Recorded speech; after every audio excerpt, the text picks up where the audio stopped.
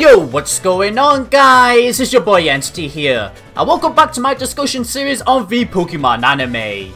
Yes, we're truly reviving the old Entity maze here. Have you seen how much content I've uploaded recently as well? It's like we're back in 2018 or 2019. It's all thanks to you guys supporting me though. And there's hella more videos to come.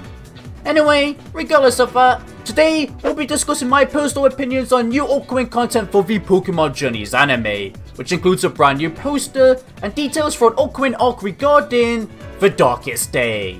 So if you're as intrigued as I am by all of this, then let's not waste any more time and jump right into this. Let's go! So firstly, let's focus on a review of this brand new poster. This was actually made to commemorate Pokemon moving time slots on TV Tokyo once again. Because, yes, if you didn't know, from October 9th, Pokemon will now be airing on Fridays instead of Sundays, which should hopefully increase ratings due to being on primetime TV. And for us content creators, that means you will now receive our reactions and reviews on the latest episodes on a weekend instead. So overall, I see this as a big win. So, be sure to mark your calendars to not forget this change in time. We will also be having a 1-week break after September 27th. But regardless of those details, let's now take a look on what actually is on this poster, shall we? So the first thing that caught my eye straight away is the inclusion of Chloe and Eevee. Chloe giving for Eevee, who's a female if you pay attention to the tail as well, a pat on the head with Eevee enjoying it. Which, because of this sign of affection between the two, it's pretty obvious to me that this will be Chloe's first ever capture, which I'm sure will make for excellent development when the time comes for us to witness this on screen. Because, just in general, every Chloe episode recently has been fantastic. I'm truly enjoying the slow build up to her becoming a Pokemon trainer and finding a goal. It feels very realistic like I've said in the past, giving me vibes of Serena and Lily due to how long they took to find a goal, which not everybody has one in life at first. Or in Lily's case, still hasn't found one, but ended up developing in multiple other ways throughout the series, much like Chloe. And then not only that, but the concepts of Chloe's episodes so far have been wondrous as well. From her growing a closer attachment to her partner Pokemon because of jealousy, which then leads into her becoming interested in the research of how Pokemon and humans live in harmony, much like what her father researches. And then we had her want to help a friend out by teaching them how to swim with her partner Pokemon, adoring the concept of helping other trainers out, and started to realize how amazing other Pokemon can be. Again, much like her father. She's a greatly written character because of that. You all need to stop sleeping on her. Well, I mean, I can imagine the reason most people sleep on her is because she rarely gets screen time, but at least it's been an improvement as of lately. There's clearly building up to something bigger as suggested by the Eevee here, and even the opening where she's slowly approaching Ash and Go as if she's eventually going to travel with them. Which, as I've said in the past already, I already adore the chemistry between the three of them, so it's gonna be a blast when that happens. But yeah, putting Chloe's character development aside, as for the fact that her first Pokemon capture in the anime will be an Eevee, I'm not at all surprised to be honest, as most Pokegirls in the anime have owned an Eevee before. And ever since Let's Go Eevee released back in 2018, it's crystal clear Pokemon have been marketing it to become a second mascot of the franchise. In fact, it practically is now. So of course, we'll need that second mascot to be owned by a main character in the anime as well. Just... with Journeys giving Ash the Pokemon fans have always wanted him to have, I was hoping they would give him an Eevee here, which would eventually evolve into an Espeon. But I guess that isn't happening at all now because of Chloe here. Though, I guess it does make sense, I guess. Ash already has one mascot on hand anyway, who of course is never going to leave. So realistically, it makes sense to go to someone like Chloe or Go. But I'm sure Go will get an Eevee as well, because you know, he wants to capture every single Pokemon. Moving on from Eevee now though, the second thing that my eyes lingered on in this poster here was the Cario and Cinderace, which if you're new viewer to this channel, this of course might be a surprise to you. However, to any regular viewers here, we know that this isn't anything new, as merchandise has been spoiling the evolution of these two for many months now. Yet, I do have a theory of how these two could actually evolve. but we'll get to that later on into this video. So I'll just end off this section of the poster by saying that I personally still feel like it's too early for Riolu and especially Rabu to evolve. But with this anime having so many ambitions to meet, I guess it makes sense why it's happening so soon. One of those ambitions, of course, being to showcase every single Pokemon in this series, which when taking a look at the rest of this poster here, we already knew the anime was planning to give some of these Pokemon focus anyway. Morpeko has been getting screen time with Team Rocket, so we'll definitely continue to do so. Mew of course is Go's goal, so we'll continue to get fantasies of it. Moshtomp has been seen in the opening. Suicune has an exclusive Planetarian episode in Japan, which we'll unfortunately never be able to see if we don't live in Japan. And finally, Zapdos will be debuting in episode 40, where Ash and Go have a raid battle against it. Which of course just leaves Mewtwo and Dracovish. So what exactly will the anime be doing with these two? Well, firstly, my theory for Mewtwo is that we're just gonna learn about its backstory due to mysterious appearances from this Pokemon. However, of course, it ain't gonna get caught by Go. But nevertheless, it's gonna be very interesting to see Mewtwo have an actual episode dedicated to it as well, as it's only ever had movies. Very exciting stuff. Secondly, for Dracovish, I am honestly hoping that Ash ends up catching this Pokemon. Yes, it isn't very Ash-like in looks, nor is it exactly a speedy Pokemon. However, I just feel like it would be very interesting to see Ash with such a Pokemon. Much like what happened with Farfetch'd, as I would have never guessed in a million years that he would have caught one. That experience leaving the door open for many more shock factor captures, which I adore the concept of. It gives variety to Ash's team and makes watching for captures much more exciting. Not only that though, but this Pokemon definitely is more distinctive than your regular Pokemon due to being two fossils combined together to make a brand new Pokemon. I feel like such a backstory would be incredible to explore in the anime with Ash's ideology in particular. Him deciding to take this Pokemon in as nobody else will. Feeling bad for it, but of course he still sees a lot of potential within it after witnessing its battle skills.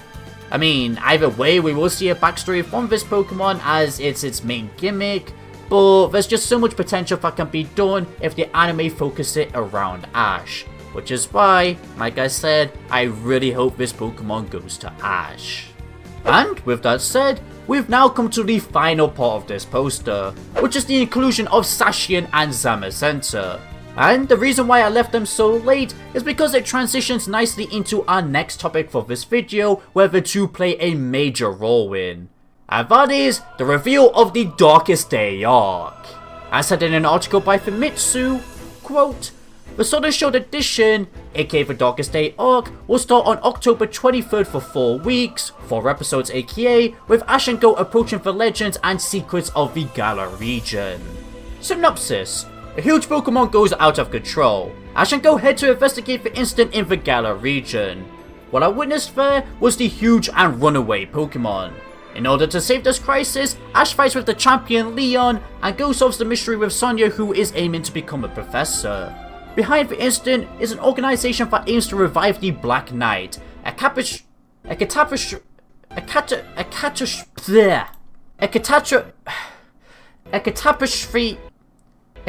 Oh my fucking god, I'm 20 years old and I can't say this word. A bad thing that struck the Galar region a long time ago. When all the mysteries are unraveled, for fuck's sake, the bad thing roars for resurrection. Then, two heroes then wake up from a long sleep as a vortex of chaos covers the entire Galar region. End quote. So yeah, there we have it. The main Sword and Shield game story will be making its debut on our screens on October 27th. Literally going from Pokemon Dynamaxing from Rose's experiment, to Sonia researching the lore behind the Darkest Day, while we then finally call upon the legendary Doggos to stop Eternatus, who eventually appears after Rose's experiments. Ash most likely having Zacian by his side because he has a blue colour scheme and likes to go all out on attacks like Zacian, while Go will have Zamazenta by his side because of his red colour scheme and likes to usually defend himself like Zamazenta. Both of our protagonists also having Lucario and Cinderace by their side, judging by the opening.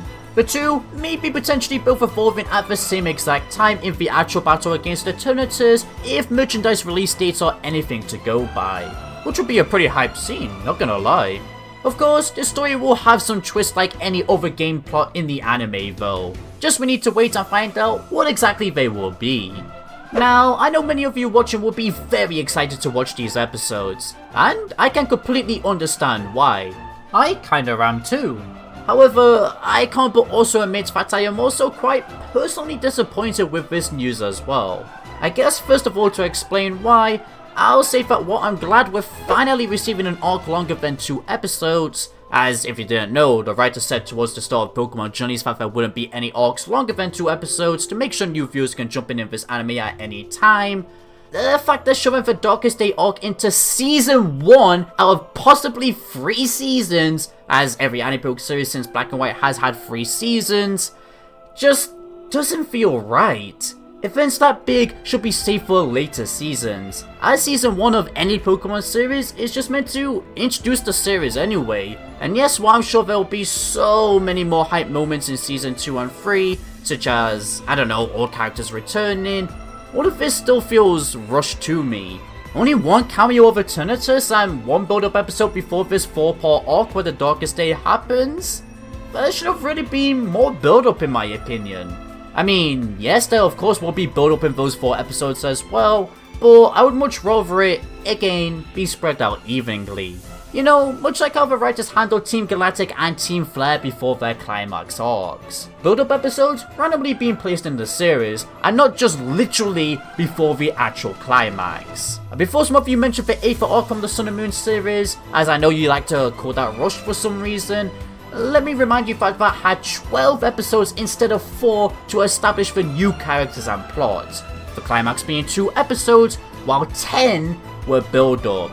And yes, then the Necrozma arc was also 4 episodes like the Darkest Day here, but you gotta remember that the 8th arc was technically build-up for the Necrozma arc, as the Ultra Sun and Ultra Moon game's story, which is the Necrozma arc with its own twists, were literally just the original Sun and Moon story, which was the 8th arc with its own twists, but replaced Nihilego with Ultra Necrozma. Not to forget, we did have some build-up episodes beforehand too, like Team Galactic and Flare did. So, the Darkest Day here is just such a huge downgrade in my opinion. And it's all because the writers wanted to keep the series as episodic as possible for those new viewers, like I said earlier.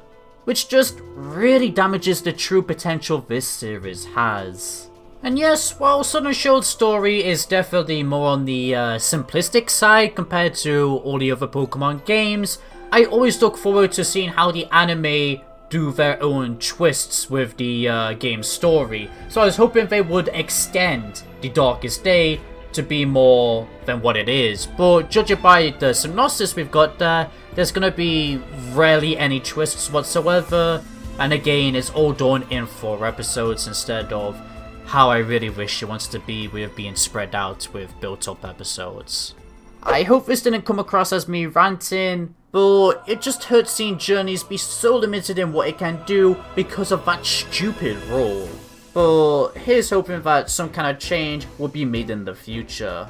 And, I mean, I'm positive I will enjoy these episodes anyway.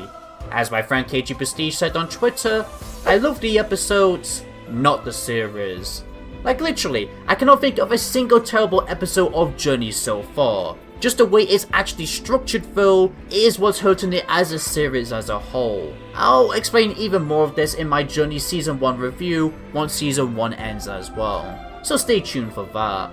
But yeah, there you have it. There's my honest thoughts on the review of the Darkest Day arc. And even ends off today's discussion. We've gone through everything. However, let me know in the comments down below what you personally think of this news though. I'd love to hear, as we're all entitled to our own opinions. Hopefully, I'm not the only one who thinks this though. If you did enjoy listening to my thoughts though, and feel like you're updated on the latest news, then as always, please be sure to consider leaving a like, a share, and if you're new here, a subscribe along with hitting that bell icon to stay in loop with all things Pokemon anime related. Thank you for watching everybody, this is Entity Maze, signing out.